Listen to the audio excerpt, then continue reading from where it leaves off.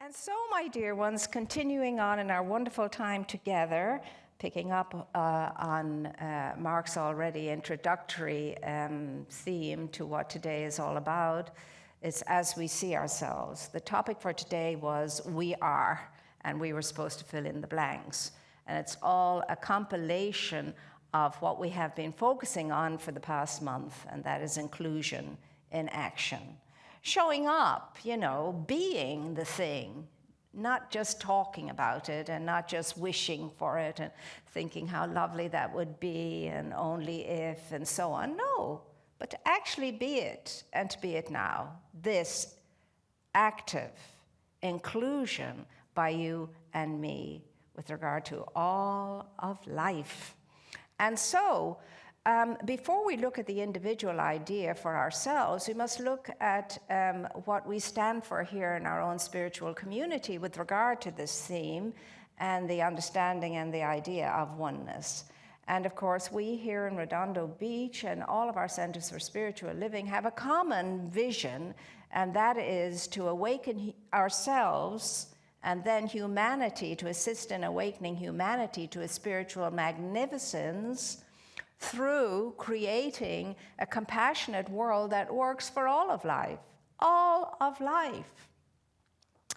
And then the mission for that, if you like, the action for that here in Redondo is to honor presence, nurture spirit, and enrich the life of all we serve, and we serve all of life, all of creation. And that's no small task. That is no small task. And what we have to understand is that as human beings alone, it's an impossible task. If you and I just see ourselves as a human being, it's not going to happen because we're only seeing the small aspect of ourselves. We're only still focused on the me of myself, the personality of myself, the ego presence of myself when I focus on myself as a human being, which is great and grand and wonderful. It truly is a wonderful thing. But as well as that, we are reminded, I loved it when I first, many years ago as a junior in college, when I read the works of Pierre Teilhard de Chardin, when he says clearly, we are not a human being having a spiritual experience. We are a spiritual being having a human experience. Oh, my eyes just flew open, and I realized something I'd never realized before at that point. And so what he's saying is our true essence and our true nature is that we are a spiritual being. Now, why are we a spiritual being? Because we're created out of the one essence, the one substance, the one divine stuff, so to speak. We are its image, we are its likeness in its nature. We have its nature. That's how we are the image and likeness of it.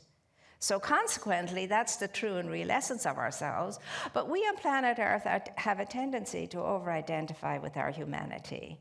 And that's how we get ourselves into so much trouble. We forget the rest of ourselves, which is the best part of ourselves, and the everlasting and eternal aspect of ourselves. And I think that we must get that sense first before we hone in on the grand, great collectiveness of ourselves.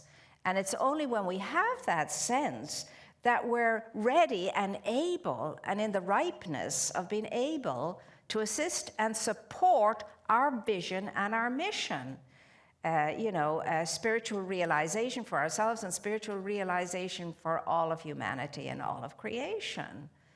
Through, of course, creating this wonderful space and setting for it, a world that works for everybody, includes everybody, and understands that we are one for all and all for one.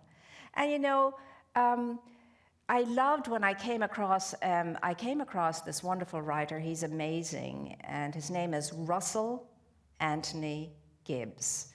And in his book, The Universal Power, the Universal Principles of the One, the Universal Principles of the One, he states very clearly, we are a universe in this universe, we are a democracy of one. And I've never heard it put like that before, and I loved it. We are a democracy of one, and that ties in with Ernest Holmes saying, we are this amazing, super oneness. That's what we are. We are a superb, super oneness. And we are, he calls it the superb wholeness that we are. We are a superb wholeness. And further on, he states, of course, that we are one life, and that life is God life, and that life is whole life, and that life is my life now. That life is all life now. So the whole sense of all of the metaphysicians and all of the mystics has been on a focus on the oneness and the unity and the harmony of all of life. There's no way you and I will get to that from just our egoic minds, our human minds, our mortal minds. We have to understand ourselves as spiritual beings before we can get there. There's no getting there without that aspect of ourselves being awake and alert. And so that's always our spiritual work, to stay awake, to stay alert, and to live from our highest point of view, as Emerson would say, and to be the best of ourselves all of the time as much as possible. Well, if we get to 51%, you know that's a majority, and we're well on the way to filling the glass right up to the top and flowing over. So that's our challenge. And today we were asked to really take the whole month and what it stands for to heart, and to embrace it, and to live it out in our lives more fully and more clearly, you see. And when we say that we are a democracy of one, what we're saying is, I am responsible, you are responsible for all the collective consciousness that produces what's going on in my personal life and in all of life. So what we're saying is consciousness rules. What does that mean? It means that all of your thoughts, my thoughts, all of our thoughts, all of our feelings, all of our imaginings, all of our picturings, all of our focus is creating our experiences personally and on planet Earth and throughout all of creation. We are affecting it through our own individualized consciousness that gets poured into the great soup pot of the collective mind. Is it any wonder we're in the state we're in when too many of us, because that's the result, pours into the collective conscious pot poisonous, toxic, separating, dividing substances? Now that's got to stop if we want our world to change. Now people say we've gone too far. I can't see us ever pulling ourselves out of this one. Well, I don't agree. I believe we most certainly can. As a human being, no, but as a spiritualized, individualized expression of the wholeness of life, yes, I can. And so can you. The question is, do you want to? Do you truly and really want to? And that means, do you and are you ready to make the endeavor, to make the effort, to do the changing of your thinking, your feeling, my feeling, our imaginings, our picturings, and so on? Simply, are we ready to clear out of our consciousness all negativity, all toxic negativity?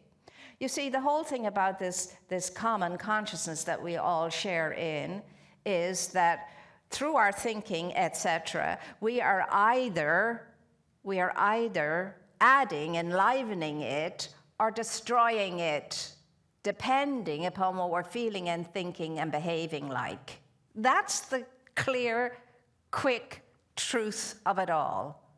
It's as simple and clear as that, and as difficult as all get up to change it all around, because we are so imprinted with the idea of our own opinions and our own conclusions and our own decisions about everything and everyone, that by Jiminy Crickets, I don't know when or if I can change that. Well, I do. You could change it right here and right now, just like that. In the blink of an eye, you could decide to be otherwise, to think otherwise, to feel otherwise, to do and be otherwise. You could, and so could I. And our endeavor as a spiritual community is to keep endeavoring, trucking on, and bringing about the change in the world that the world is in desperate need of. No one can do this except you, except me, except us. And this is us, isn't it, as you look out and see what you see? That's got to change, has it not? I've talked myself into coughing up it all, spitting it out. This happens when I get into this state. But it's a good state to be in. And I mean, I looked at it, it was an awesome topic. How can I possibly sum all the month up in one, 25-minute thing?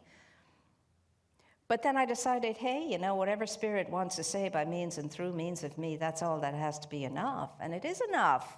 So what in heaven's name are we all going to be from here on in? What are we all going to think? What are we all going to feel? I'm sick and tired of everybody trying to define everything and say what everything is. No, it's not this, and it's not that, and it's the other, and maybe it's this, and maybe it's that, and maybe it's... Oh, my God, I get tired of myself and everybody else defining, debating, arguing, and all the rest of it. I think we all just need to shut up and do something, be something different. Different. Come from the heart. By all means, do all the thinking in the mind, but do the choosing from the heart. Do the choosing from the heart, the living from the heart. Because the heart is that center core of being within us. We're not talking about a physical heart, as you might know. The heart of us is the center core of our being. It is the common golden mean that links us all together. It's the common light that burns brightly within us that is linked to all the other lights in every person, place, and thing on this planet, whether we are awake to them or not. I mean, the greatest, horrible, dreadful, most whatever you can think of as a person who ever walked the plane is still burned brightly with that light within them. They were just asleep to it. They hadn't awakened to it yet. And they will, somewhere in their eternal lifetime, they will awaken to it. And they will know themselves in the beauty and in the grace and in the truth that they are. I don't know when it is for any one of us that that's going to happen, but it will happen because that's the divine design for you and it's the divine design for me. And whatever is the divine design comes into realization sooner or later, at some time or another, in the ripeness of your time and mine. Well, we have to make the ripeness of time now because the world needs us right now to be the best that we can be. No ifs, ands, buts, and doubts about it. We haven't got time now for all of this self-torturing inward sense of, oh my God, we haven't got time for any of that. Just make up your mind to be the best thing that you can be, and me too, and get on with the inspiration, the intuitive intelligence that moves us into action in some way so that we can be supporting that we are all one. That we are all one. Every single solitary person who came in on this plane came in according to a divine design, and each divine design was equally, stupendously, awesomely as wondrous as the next. No favorites. No one was given anything extra than anybody else. And if you don't like the way somebody looks or somebody is or whatever, well, tough. If it was good enough for spirit to be itself by means of that form, it ought to be good enough for you and me to realize that and honor that and respect that and love that and support that, whatever it is. This is what we are. We are a coat of many colors, just like Joseph's was. And thanks be to God, because I would hate our coat to be just one color no matter what it was. After a while, it'd be so boring. We are a coat of very many colors. We are a kaleidoscopic one. We are an amazing soup of all kinds of everything. And that's just the way it is, according to the divine design. So we can like that or lump it, and when we lump it, oh my goodness me, do we get into trouble. I'm telling you, my dear ones, the time is now. And there is no thing and nobody coming to fix this. No one is. You are, I am, or it's not getting done at all. We'll blow the whole thing up in a handbasket. That's what we can do if we so choose to do that. But I don't believe that for 1 minute. I don't think anybody would choose that. I really don't. Why? Because we want our children and their children and their children and their children to have a much better world and experience a much better world than any of us have ever done until now. And that can happen. Why not? Why not? And why not you be the one to help it happen? Why not me? Why not? I know all of us have challenges of our own, all of us, and some more than others. And I would speak especially to those who have more challenges than some of us. Fear not. Take heart. Do not be troubled, as the scriptures say. Lift up your heart, as the scriptures say. For this is all passing, and you don't have to have these experiences forever and a day. That can be changed only in the one way. Remember, consciousness rules. We have to change the way we think and feel and behave and conduct ourselves if anything's going to change for the better. And there's no use saying they can do it or whatever. They and them happen to be you and me. If we can't do it, nobody can do it. And it's not for me to say who has to do what.